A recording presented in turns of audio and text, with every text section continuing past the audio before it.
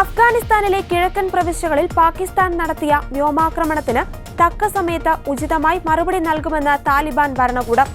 ഈ ലംഘനത്തെയും കുറ്റകൃത്യത്തെയും Islamic emirate ശക്തമായി അപലപിക്കുന്നു.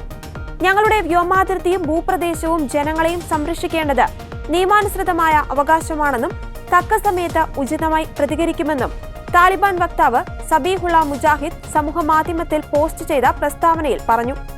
അഫ്ഗാനിസ്ഥാനിലെ പാക്ടിക്ക, ഗോസക്, കൂനാർ പ്രവിശ്യകളിൽ പാകിസ്ഥാൻ സേന നടത്തിയ വ്യോമാക്രമണങ്ങൾ അഫ്ഗാനിസ്ഥാന്റെ പരമാധികാരത്തിലുള്ള നേരിട്ടുള്ള കടന്നാക്രമണമാണെന്നും സബീഹുള്ള കുറ്റപ്പെടുത്തി.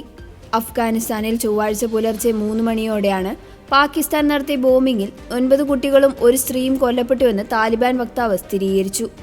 ഇത്തരം ആക്രമണങ്ങൾക്ക് പാകിസ്ഥാന്റെ നിയന്ത്രണത്തിൽ നിൽക്കാത്ത തരത്തിലുള്ള വളരെ മോശമായ പ്രത്യാഘാതങ്ങൾ ഉണ്ടാകുമെന്നും സബീഹുള്ള മുജാഹിദ് മുന്നറിയിപ്പ് നൽകി.